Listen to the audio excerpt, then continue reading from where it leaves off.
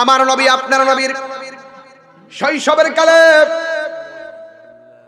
আমার নবী আপনার নবী রাহমাতুল লিল আলামিনের দুধ মাতা হিসাবে হযরতে হালিমাতুস সাদিয়া, জোরে জোরে কি সুবহানাল্লাহ বলা যাবে না?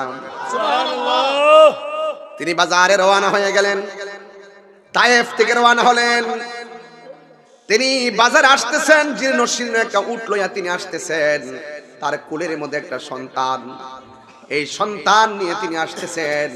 তখন আরবের ভিতরে অনেক সন্তানকে মহিলারা নিয়ে যেতেন দুধ পান করানোর জন্য।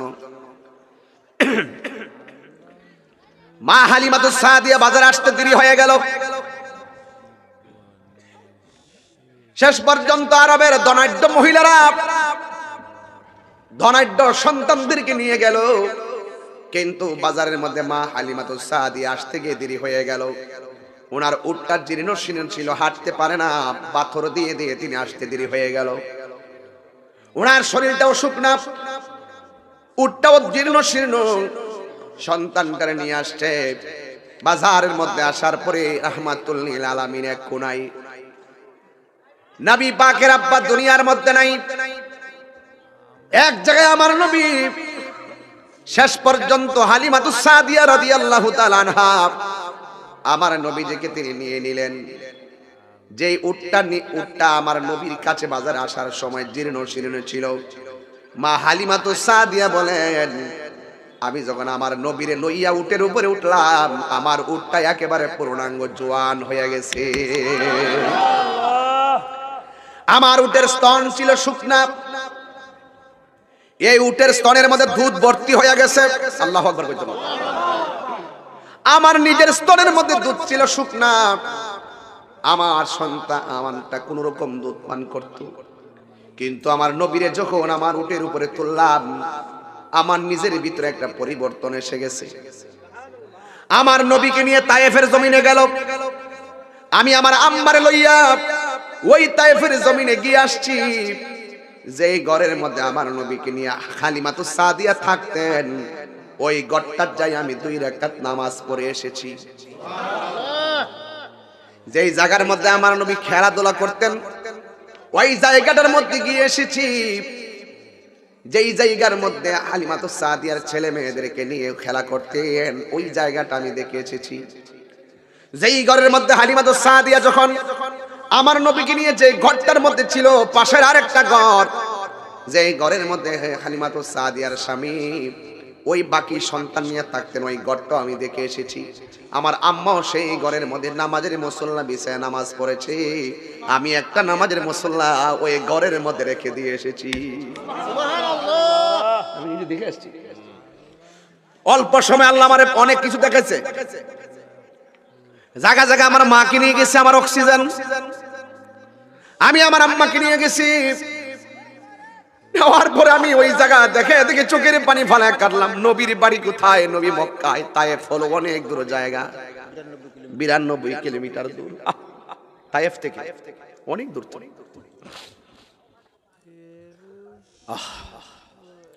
মা হালিমাতুস সাদিয়া বলেন, আমার নবীকে আমি যখন নিয়ে আসছি, আমি রাতের বেলা যখন সন্তান নিয়ে শুইলাম, আমার ঘরের পাশে একটা গাছটা ছিল একবার মরা মরা।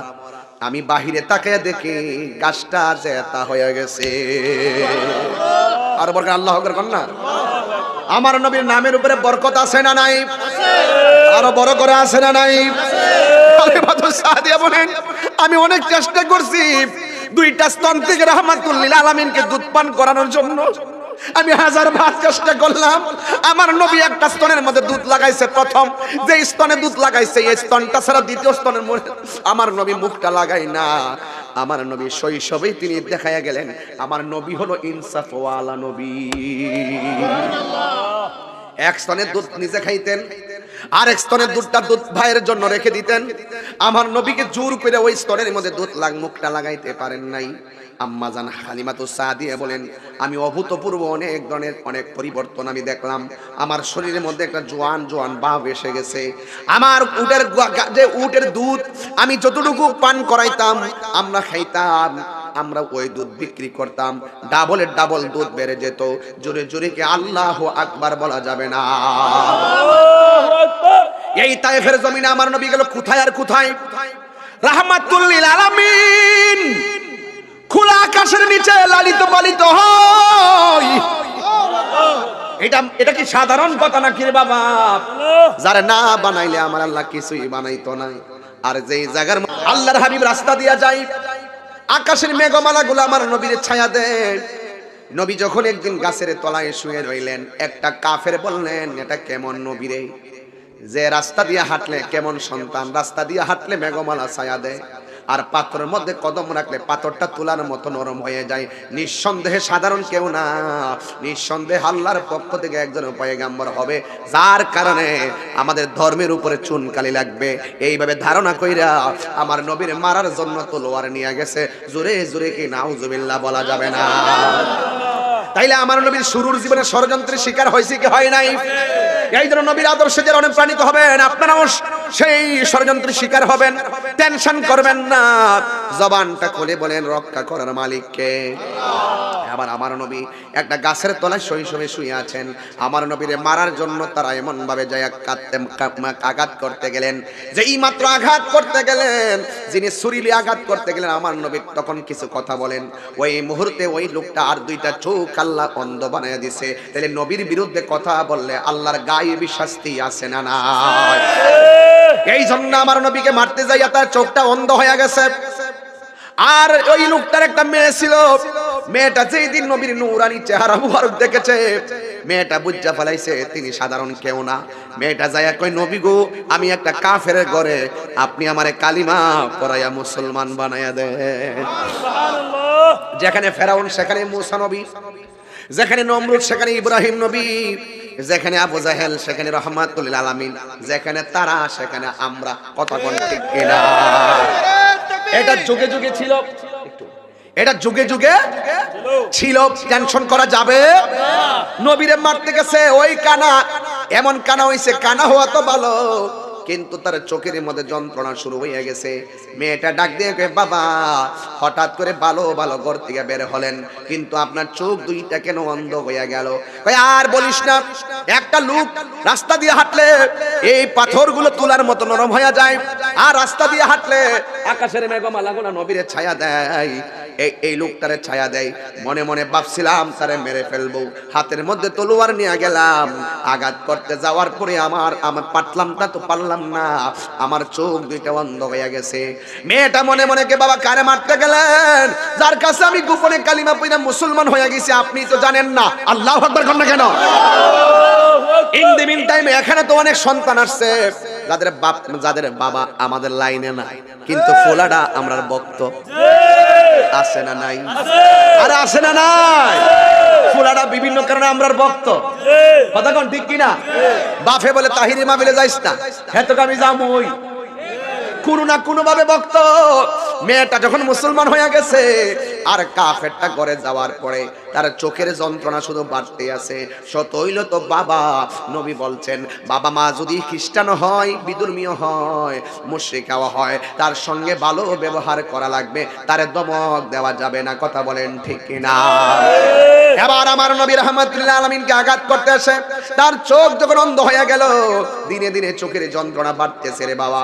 এবার মেয়েটা অনেক ঔষধ সেবন করাইছে, কিন্তু চোখ দুইটা ভালো হয় না। অনেক ঔষধ লাগাইছে, তার চোখ দুইটা ভালো হয় না। এইভাবে যখন কান্নার রাউল বাড়াইয়া দিল, তার কণ্ঠের আওয়াজ বিকট হয়ে গেছে, পাশের বাড়ির মানুষ কেউ ঘুমাইতে পারে না। ইন দি মিন টাইমে মেয়েটারে গ্রামের মানুষ ডাক দিয়ে বলে, তোর বাবার কান্নার আওয়াজ আর ভাল লাগে না, তোর বাবারে জঙ্গলার মধ্যে নিয়ে ফালাইয়া দে। আল্লাহু আকবার। তোর বাবারে জঙ্গলাই নিয়ে ফালাইয়া দে। কোথায় ফালাই দে? সত হইলে তো মেয়ে, সত হইলে তো বাপ। কথা কোন ঠিক কিনা? এবার মেয়েটা ডাক দিয়ে বলে, এ আমার সমাজের মানুষ, আমার তো বাবা লাগে, একটা দিন সময় আমার দেন, আমি আগামীকাল আমার বাবাকে নিয়ে চলে যাবো, এমন জায়গায় যাব যেখানে কাঁদলেও কোনো মানুষ শুনবে না। এই কথা বইলা রাতের বেলা ঘুমাইয়া গেল। ঘুমের ঘরে স্বপ্ন দেখি কে যেন আর তারে ডাক দিয়া বলে, আল্লাহর বান্দি, তোমার বাবার চোখের মধ্যে সারা দুনিয়ার ওষুধ লাগাইলেও কাজ হবে না, তোমার বাবার চোখ যদি ভালো করতে চাও, যেই নবীরে মারতে গেছে ওই নবীর কদম মুবারকের ধুলা তোমার বাবার চোখের মধ্যে লাগাইয়া দাও। আর বড় করে বলেন আল্লাহু আকবার। এই মেয়েটা ঘুম ভাঙ্গা গেল, ঘুম থেকে ওইটা মনে মনে কয় আমার বাবা গেছে নবীরে মারার জন্য, আমি স্বপ্নে দেখলাম নবীর দোলা মোবারক আনার জন্য, আমার নবী কি কোনোদিন আমার দিব নাকি? আমার মেয়েটা মনে মনে কয় দিত না কি লেগা, আমার নবী তো দয়ার সাগর, নবী দিত না কেন? আমার নবী তো গজবের নবী না, আমার নবী তো রাহমাতাল লিল আলামিন। মেয়েটা আশার বাসা লইয়া নবীর কাছে ডাক দিয়া কয় নবী গো, ও মায়ের নবী, আমার বাবা আপনার মারতে আইসা দুইটা চোখ আমার বাবার অন্ধ হয়ে গেছে, আমি অনেক ওষুধ লাগাইলাম কিন্তু আমার বাবার চোখ ভালো হয় নাই গো নবী। আমি স্বপ্নে আদিষ্ট হইয়া আপনি নবীর কাছে এসেছি, মেহেরবানি করে আমার একটু ধুলা দেন, ধুলা মোবারক দেন, আমার বাবার চোখের মধ্যে লাগাইলে নাকি ভালো হইয়া যাইব। আমার নবী তো মায়ার সাগর, আমার নবীর কদম মুবারকের ধুলা মুবারক দিয়া দিছে। বন্ধু, মেয়েটা ধুলা মুবারক লইয়া নবীর কাছে ওই বাবার কাছে চলে গেছে। যাওয়ার পরে বাবা ডাক দিয়ে বলে মা, চোখের ব্যথায় আর ভালো লাগে না। মেয়েটা ডাক দিয়ে কি বাবা, জীবনের তোরে শেষ ঔষধ, শেষ ঔষধ, তোমার চোখের জন্য আর কোনো ওষুধ নাই। আব্বা গো, যদি এই ওষুধে ভালো না হয় তাইলে আর ওষুধ আর হবে না গো বাবা, তুমি চোখের চিন্তা করে আর লাভ নাই। ডাক দিয়া কে মা তাড়াতাড়ি দে, আমার চোখের যন্ত্রণা আমার আর ভাল লাগে না। মেয়ের বাবার শুয়াইয়া মেয়ের বাবার চোখের ভিতরে এইভাবে ফুটাইয়া নবীর দুলা মোবারকটা ডালতেছে। মেয়ের বাবা কয় মা, জীবনে কত ওষুধ লাগাইলা, দিলেই চোখটা শুধু জ্বলে, এটা কোন ওষুধ আনছো? আমার চোখটা দি ঠান্ডা ঠান্ডা লাগতেছে।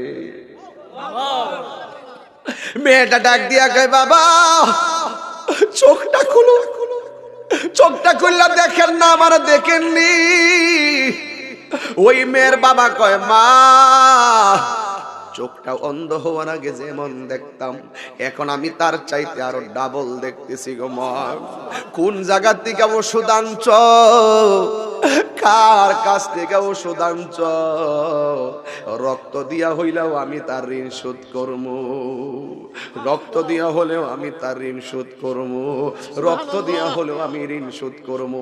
মেয়েটা মনে মনে কয়ে যাই বাবা আমার নবীর মারতে গেছে, এখন যদি নবীর নাম বলি আর আমার গোপন কথা যদি বলি বাবা যদি উল্টাইয়া যায়।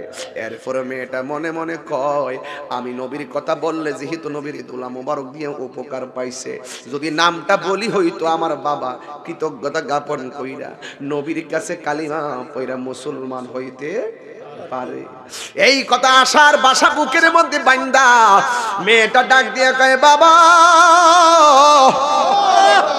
ও বাবা গো, কি বলবো আপনার কাছে বাবা, কত ওষুধ আপনার চোখের মধ্যে লাগাইলাম, কত ওষুধ আমি আপনার চোখে লাগাইলাম, যতই লাগাইছি ব্যথা বাড়ছে। আর এটা এমন একটা ওষুধ লাগানোর পরে আপনার ঠান্ডা ঠান্ডা শান্তি লাগছে। ও বাবা, এই ওষুধটা কোথায় থেকে আনছি জানেননি?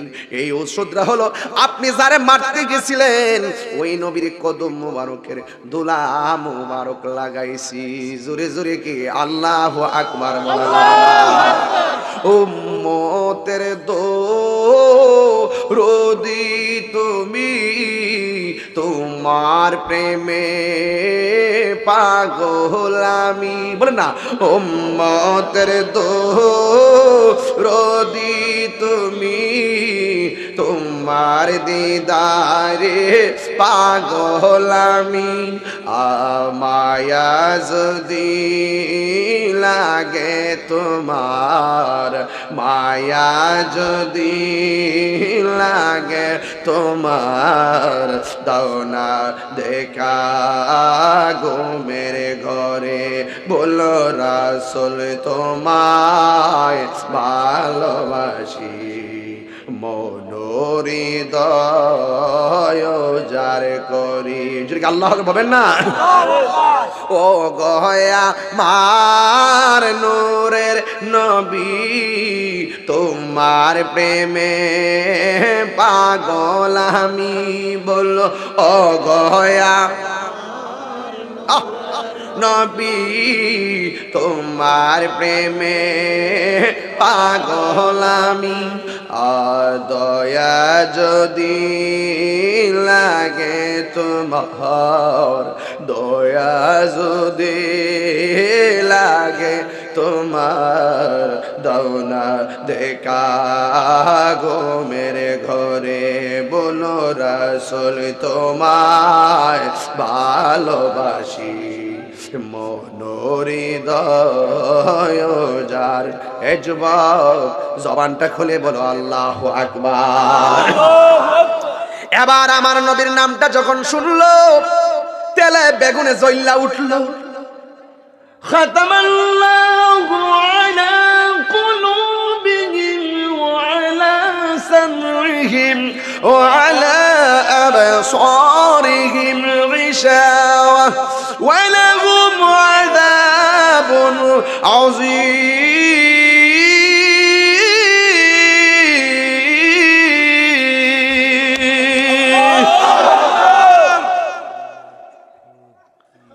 আল্লাহ যারে মোহর মাইরা দে মিষ্টি ওয়াজে কাম হইতো না আল্লাহ যারে সিল মাইরা দে হাজারবার বুঝাইলেও কাম হইতো হায় হায় নবীর নামটা যখন শুনলো কসকি কসকি যে আমার শত্রু তার পায়ের দুলাই না আমার চোখে লাগাইছ এই চোখ আর আমি রাখতাম না খেজুরের কাটা দিয়া এমন ভাবে চোখে আঘাত করতেছে মেয়েটা দৌড়াইয়া নবীর কাছে গিয়া কর নবী গো ও মায়ার নবীজি এত মায়া করে আপনি বাবার ধুলা মুবারক দিলেন আমার বাবা এই খেজুরের ডাল দিয়ে চোখে আঘাত করে আপনার দিকে আসতেছে না জানি আবার কি করে গো নবী আমার নবী ফাতাবাসসামা রাসূলুল্লাহ সাল্লাল্লাহু আলাইহি ওয়াসাল্লাম আমার নবী একটা মুস্কি হাসি মারলেন কারণ নবী যাহা দেখে আমরা তা দেখি না নবী যাহা বুঝে আমরা তা বুঝি না আমার নবী হলো গায়েবের খবর দেনেওয়ালা আমার নবী বলে আসতে দাও ও নবী আয়েশা আবার কি করে কি না করে আমার নবী বলে আসতে দাও এবার সে চোখের মধ্যে আঘাত কইরা কইরা নবীর বাড়ি আসতেছে আয়েশা নবীর সামনে দাঁড়ায়া কইতাছে কেডা কইছিল দুলা দিবার লাগিয়া চোখ কান আসিনি দুই বালা আসিন কেডা কইছে দিবার লাগিয়া এই চোখ আর আমি রাখতাম না এই চোখ আমি রাখতাম না কই এমনি গায়াইতাছে আল্লাহ ডাক দিয়া বলে জিবরাইল ও জিবরাইল আমার বন্ধু নবীরে জানাইয়া দে আমার নবীর কদম মুবারকের ধুলা মুবারক লাইগা যার অন্ধ চোখ ভালো হইয়া গেছে এই চোখের মধ্যে যত আঘাত করুক না কেন এই চোখ আর অন্ধ হবে না রে আর বড় করে গন্না আল্লাহু আকবার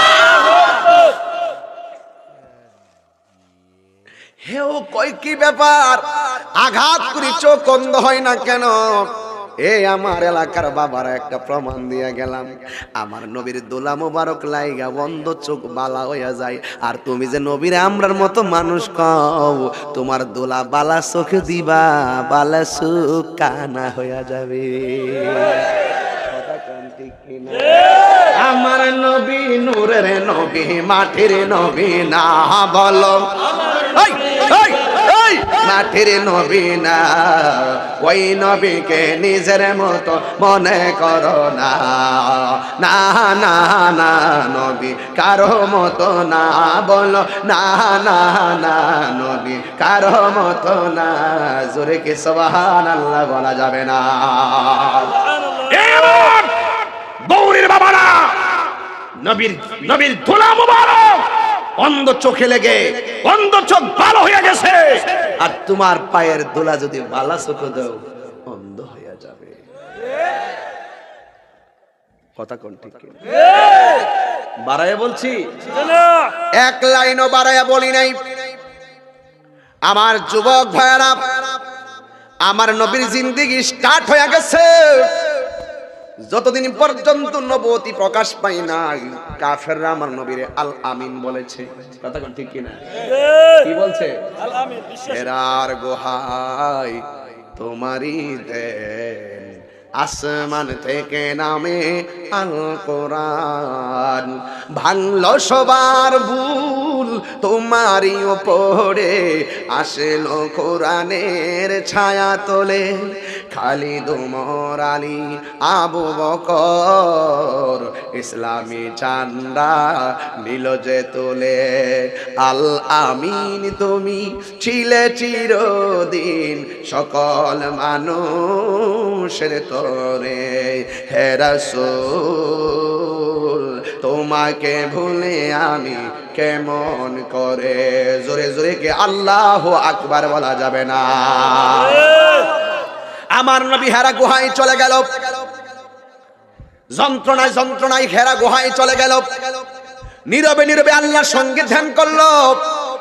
ও যুবক, আমার নবীর জিন্দেগির স্পেশাল মুভমেন্ট হলো কোরআন নাজিলের সময়। যে পাহাড়টাতে আমার নবী উঠেছে, ওই পাহাড়টা 2100 ফুট উপরে। এত উপরে আমার নবী সিঁড়ি ছাড়া উঠলেন, ওই জায়গার মধ্যে আমার আল্লাহ কোরআন নাজিল করলেন। আমার নবী আম্মা জান খাদিজাতুল কুবরা রাদিয়াল্লাহু তাআলা আনহা হলো আমার নবীর মানসিক প্রশান্তির নাম। এই পৃথিবীতে আমার আল্লাহ একটা মহিলার নিজে সালাম দিয়েছেন, ওই মহিলার নাম হইল আম্মা জান খাদিজাতুল কুবরা। আর বড় করে কন্যা সুবহানাল্লাহ কন্যা গেলে গেল। আয় হায়, আমার নবী ওই হেরা গুহায় গেল, যেই পাহাড়ের নাম জাবালে নূর। আমি বাংলাদেশ টাইম 2:30টার সময় গিয়ে উঠছিলাম, 1.5 ঘন্টা সময় লাগছে। অনেকবার আমি রেস্ট নিয়ে উপরে ওইটা নামাজ পড়ছিলাম। নবী যেই জায়গার মধ্যে ঘুমাইতেন, ওই জায়গার মধ্যে আমি যাইয়া বসছি। যেই জায়গার দৈর্ঘ্য হলো 12 ফুট, প্রস্থ হলো 5 ফুট 3 ইঞ্চি। ওই জায়গার মধ্যে আমি যাই নামাজ পড়েছি। ওই জায়গার মধ্যে প্রথম কোরআন নাজিল হয়েছে। আমার নবীর উপরে কোরআন নাজিল হওয়ার পর নবী গেমে গেছেন। আমার নবী আম্মা জান খাদিজাতুল কুবরাকে বললেন, ইয়া খাদিজা জাম্মিলুনি জাম্মিলুনি, আমাকে কম্বল দিয়ে আচ্ছন্ন করো। আমার খাদিজা বলেন, ইয়া রাসূলুল্লাহ টেনশন করবেন না, আমার আল্লাহ কোনোদিন আপনাকে অপমানিত করবেন না। জোরে জোরে কে আল্লাহু আকবার বলা যাবে না? এই পৃথিবীতে একটা মহিলার নাম হলো মা খাদিজাতুল কুবরা, যিনি এই পাহাড়টার উপরে টাইমে টাইমে নবীর জন্য খাবার নিয়ে উঠতেন। আল্লাহু আকবার কোন কেন? এত রুদ্র, এত ভয়ঙ্কর পাহাড়, কেমনে টাইমে টাইমে উঠছে, কত কষ্ট করে উঠেছেন। এই খাদিজাতুল কুবরা রাদিয়াল্লাহু তাআলা আনহা যখন ইন্তেকাল করলেন, আমার নবীর মনটা ভাঙে গেল। আমার নবী, আপনার নবী সেই মক্কা থেকে তায়েফের জমিনে চলে গেল একটু শান্তির জন্য। মনে করছে মক্কার কাফেররা এত নবীর আঘাত করে, আমার নবী আপনার নবী তায়েফের জমিনে গেলে হয়তো একটু শান্তি রেস্ট নিতে পারবে।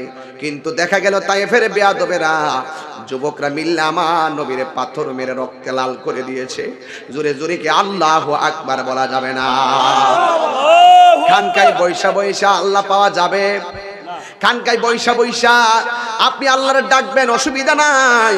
কিন্তু কখনো কখনো মিসওয়াক করা যেমন সুন্নত, গায়ের রক্ত জড়ানো সুন্নত। কথা বলেন ঠিক কিনা? আল্লামা গাজী আকবরের রেজভী হুজুর কেবলা কাবাকে মাইরা রক্ত লাল করেছে, কালো পাঞ্জাবি পরতো, পিছন দিক দিয়ে ছুরি দিয়ে আঘাত করেছে। যুবক পোলাপান নবীরে মারে। রাসূল বলেছে, তোমরা আমার মারতেছো, একটা অনুরোধ রাখো, তোমরা এই কথাটা মক্কায় কইও না। সবাই জানে এই এলাকার মানুষ আমার অনেক মহব্বত করে।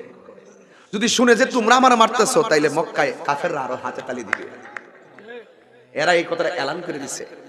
আমার নবী জীর্ণ শীর্ণ বডিটা লইয়া এই পাহাড়টার মধ্যে এমনি, ওই যে তাইফের যে পাহাড়টা বুড়ির গড়ের লগে যে পাহাড়টার মসজিদরা, এই জায়গার মধ্যে নবী এমনি একটু বসছে জীর্ণ শীর্ণ হইয়া। ওই মুহূর্তে জিব্রাইল একটা পাথরের উপর নামলেন, এই পাথরটা আমি হাতায় আইছি। সুবহানাল্লাহ। আমার নবী এইভাবে তায়েফের জমিনে, এগুলো হলো নবীদের স্ট্রংলি মুভমেন্ট। এগুলো আপনাদের মনে রাখতে হবে এবং জানাও রাখতে হবে, এগুলো হলো স্ট্রংলি মুভমেন্ট।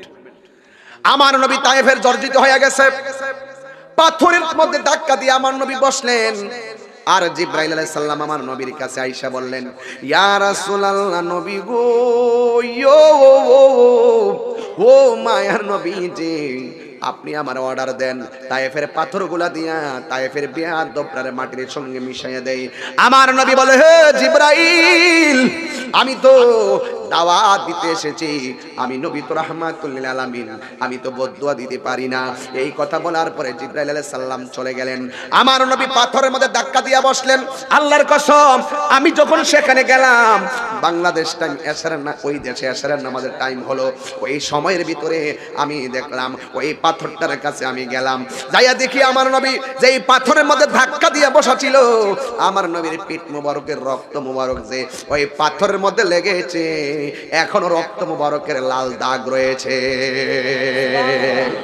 এখন আমি দেখলাম মানুষ দেখতেছে, আমিও দেখতেছি, কেউ ভিডিও করতেছে, আমার মন ভরে না, কেউ হাতাইতেছে, আমার মন ভরে না, কেউ বয়া বয়া দেখতেছে, আমার মন ভরে না, কেউ দুরূদ শরীফ পড়তেছে, আমার মন ভরে না। আমি নবীর ওই জায়গা দেখা রক্তাক্ত রক্ত মুবারকের পাথর মুবারকটা দেখা, আমি তো বাংলাদেশের ক্যানভাসার, আমি তো নবীর গান গাই, হাজার হাজার মানুষ তো আমার ওয়াজ শুনে, আমি ওই পাথরের সামনে যাইয়া নবীরে স্মরণ করে কইলাম, ইয়া রাসূলুল্লাহ, আমি বাংলাদেশে আপনার ক্যানভাস করি, হাজার হাজার মানুষ আপনার ক্যানভাসগুলো শুনে এরা আপনার বড় পাগল। আমি এইভাবে পাথরের সামনে দাঁড়াইয়া, সবাই হাতাইতেছে, সৌদি আমরা দাঁড়ায় রইছে, অন্য দেশের মানুষগুলা দাঁড়ায় রইছে, মাথা নোয়াইলে কইবা আমি পাথরের সেজদা করি। এরপরে আমি সব কিছুর মাথা খাইয়া আমি বললাম, যেটা বলার বলুক, আমার প্রেম আমি বিলাইয়া দিয়া যাই। আমি দেখলাম নবীর পাথর মুবারকে যে ধাক্কা দিয়া বসছিলেন, ওই পাথরটা লাল দাগ লাগিয়া রইছে। আমি হাতাইছি, আমার মন ভরে না রে বাবা। আমি তখন মানুষের সামনে ওই পাথরের মধ্যে মুখটা লাগাইয়া চুমা দিলাম, এরপর আমার মন ভরে না। আল্লাহর ওই পাথরটার ভিতরে কত দেশের মানুষ দেখতেছে, আমার কোনো লজ্জা লাগে না। আমি তো পাগল, আমি তো পাগল। আমি ওই পাথরের মধ্যে চুমা দিলাম, আমার মন ভরে না। আমার জিহ্বাটা দিয়া পাথরের মধ্যে চাটতে শুরু করলাম। আল্লাহর কসম, জীবনে কত গ্রাণ আমার নাকে লাগছে, ওই দিনের গ্রাণটা যেন এখনো আমার নাকের মধ্যে ভাসতেছে। এইভাবে আমার নবীর পাথর মুবারকের রক্ত মুবারকের দাগ। হায় রে দায়ামবাসী, কেমনে আমার নবীরে পাথর মাইরা রক্তে লাল করলি। এই ছেলেটা গজল গাইছে, জন্ম আমার নবীর যুগে হলে কেমন হতো। নবীর যুগে যদি তায়েফের জমিনে থাকতাম, আমার নবীরে পাথর মারতো, ওই পাথরের বরাবর আমাদের পিঠটা পাইতে দিতাম, নবীর বদন মুবারকে একটা পাথরের আঘাত লাগতে দিতাম না।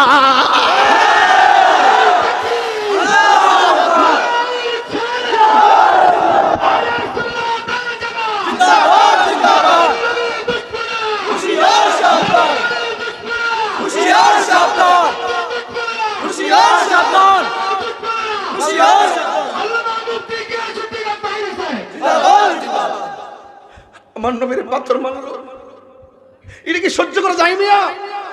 এটা কি সহ্য করা যায়? আমার নবী পাথর আঘাত লইয়া ওই মসজিদের ভিতরে ঢুকছে, মসজিদের মধ্যে ঢুইকা যায়, নবী একটা কোনায় গেছে, কোনায় যায় নবী নামাজের সেজদায় গেছে। এটা হলো হাতের ডান পাশে। আমি দেখলাম সেখানে কিছু মানুষ দাঁড়ায় রইছে, ওই জায়গার মধ্যে নাকি আমার নবী রক্তাক্ত বডি মুবারক লইয়া সেজদার মধ্যে কইরা জন্মের মতন পানি দুইটা সারা পানি মুবারক ছাড়ছে।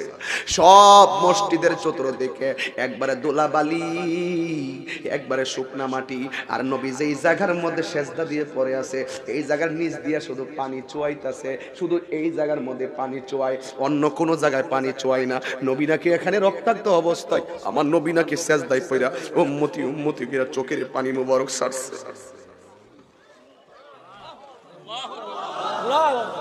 সব মানুষ ভিডিও করে, সব পাগল তো সমান না, সবাই ভিডিও করে। দুলা বালু লাইগা রইছে আর পানি চুয়াইতেছে, হাতে লাগে বালু। এখন সবাই দেখতেছে, ভিডিও করে। আল্লাহর কসম, আমার নবীর জিন্দেগি থেকে আমি বের করে আনলাম। এতদিন আমি ইতিহাসের পাতায় পড়ছি, এখন আমি নিজে যাইয়া চোখে দেখে ওয়াজ করতেছি। মনে হয় যেন আমি ওই মসজিদে বয়া বয়া ঘটনাগুলা কইতাছি। আমার নবীর ওই মাটি মুবারক থেকে মসজিদের ভিতরে কার্পেটটা তোলার পরে এই জায়গাটা পানি চুয়ায়, সবাই বলে নবীর পানি মুবারক যে ছাড়ছে, এই জায়গাটা এখনো ভিজা ভিজা আছে, পানি ভিজা ভিজা আছে। ভিজা ভিজা আছে, অনেকে ভিডিও করে, আমার মন ভরে না। কিন্তু আমি যাই কি করছি জানেননি? মানুষের ফাঁক দিয়া যাইয়া আসসালাতু ওয়াসসালামু আলাইকা ইয়া রাসূলুল্লাহ, আসসালাতু ওয়াসসালামু আলাইকা ইয়া রাসূলুল্লাহ, আসসালাতু ওয়াসসালামু আলাইকা ইয়া নবী আল্লাহ কইয়া ওই পানির মধ্যে এইভাবে বালু সহকারে হাতাইয়া, সর্বপ্রথম বালু দিয়ে এমনি হাতাইয়া, নবী গো আমি তো আপনার ক্যানভাস করি, এইভাবে আমার গলার মধ্যে মেসেজ করছি, এইভাবে আমার বুকের মধ্যে মেসেজ করছি, দুইটা হাত লাগায়া বালু সহকারে আমি নবীর চক্ষু মোবারকের পানি যেন আমি এইভাবে যেন দইয়া আমার মুখের মধ্যে বালু সহকারে মেসেজ করে একবারে বালু অনেকক্ষণ পর্যন্ত লাগাছিল, এই দিকটা বালু লাগাছিল, এই দিকটা বালু লাগাছিল। আমি ওই পানি মোবারকটার গসায় গসায় আমার মুখের মধ্যে লাগা, আমার মন ভরে না। মানুষ কিতা কইব জানি না, ওই বালুটার ভিতরে আমি মুখটা চুমা লাগাইয়া জিব্বা দিয়া বালুর মধ্যে চারটা খাওয়া শুরু করছি, এরপর আমার মন ভরে না। আল্লাহর কসম, সেখানে যাই একটা ঘটনার আল্লাহর কসম, আল্লাহ তুমি সাক্ষী, একটা কথা বানাই গেলে, আল্লাহ তুমি দেখাইছো বলে আমি দেখছি, আমি দেখলাম ওই জায়গার ভিতরে এমন একটা গ্রান করতেছে, এই গ্রান এখনো যেন আমার নাকের মধ্যে সুবাস লাগতেছে। আমি যা কইছি আপনি যায়া দেখাইবেন, বেটা দেখাইছে হয়তো গেলে আপনি বুঝবেন আমার নবী চোখের পানি ফালাইছে পাথর খাইয়া, আমার নবী পাথরের আঘাত খাইয়া, রক্ত জড়াইয়া, রক্ত মুবারক জড়াইয়া বৈশা আল্লাহ ও আল্লাহ,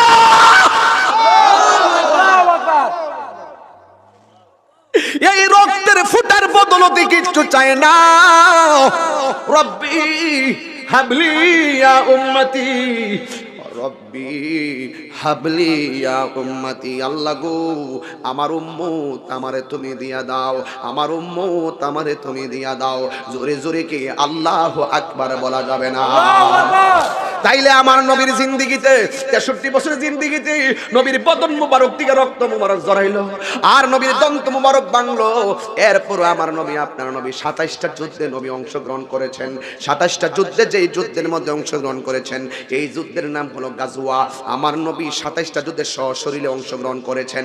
তার মানে বোঝা গেল কখনো কখনো খানকার মধ্যে তসবিহ নিয়ে থাকবেন, কখনো হককে প্রতিষ্ঠা করতে গেলে ময়দানেও নামার দরকার আছে না নাই? আর জবান করে বলো আছে না নাই? এই জন্য আমার যুবক ভাইরা, হককে প্রতিষ্ঠা করতে গেলে হক কথা বলাই লাগবে। জীবনে অনেক ধরনের বিপদ আসবে, সব বিপদকে উপেক্ষা করে আমার নবীর জন্য যদি তুমি নিজের জীবনকে উৎসর্গ করতে পারো, তাইলে মনে রাখবা কৈশোরে নবী পাও নাই দুঃখ নাই, যৌবনে নবী পাও নাই দুঃখ নাই, বৃদ্ধকালে যখন যাবে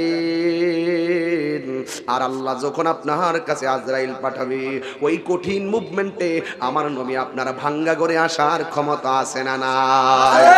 এই আওয়াজে মানি না, জবানটা খুলে বলো আছে না না? এই জন্য আমার যুবক ভাইরা, আমার নবী এইভাবে মাক্কি জীবনের একটা অধ্যায় এমন ভাবে আমার, কিন্তু দেখা গেল কাফেররা গোপনে ষড়যন্ত্র করলো আমার নবীর দুনিয়া থেকে বিদায় করে দেওয়া লাগবে। জবানটা খুলে বলেন হেফাজতের মালিক কে? আল্লাহ ডাক দিয়ে কয়, ও বন্ধু, ওরা এতদিন আপনার মুখে মুখে বিরোধিতা করেছে, এখন তারা গোপনে ষড়যন্ত্র করেছে, আপনাকে তারা মেরে ফেলবে। ও বন্ধু, মদিনায় থাকা মক্কায় থাকা নিরাপদ না, আপনি মক্কা থেকে মদিনায় চলে যান। একটা কথা মনে রাখবেন, এক গ্রাম থেকে আরেক গ্রাম চলে গেলে মানুষের বাদাইমা কয়, কিন্তু মনে রাখবেন দিনের জন্য, দিনের কল্যাণে, দিনের সুবিধার্থে এক গ্রাম থেকে আরেক গ্রামে যাইয়া অবস্থান নেওয়া, এটা সুন্নতে রাসূল। কথা বলেন ঠিক কিনা বলেন? বাবা শাহজালালের জিন্দেগিতে হিজরত আছে না নাই? আমার নবীর জিন্দেগিতে হিজরত আছে না নাই? আমার নবীকে আল্লাহ ডাক দিয়ে বলে, হ্যাঁ বন্ধু, এই মক্কার আবহাওয়া প্রকৃতি ছিল চরম ভাবাপন্ন রুক্ষ, এই দেশের মানুষগুলো অত্যন্ত গোয়াইরা, মদিনার আবহাওয়া ছিল অত্যন্ত সুন্দর।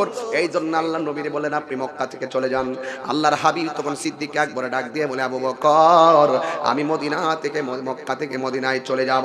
সিদ্দিক আকবর চোখের পানি ফালাইয়া দিলেন, ডাক দিয়ে বলে, ইয়া রাসূলুল্লাহ, আপনি যে মক্কা ছেড়ে মদিনায় চলে যাবেন, কিন্তু আমি আবু বকর তো আপনার চেহারা দেখলে আমার ক্ষুধা দূর হয়ে যায়, আপনারে দেখলে আমার কষ্ট দূর হয়ে যায়। যায়।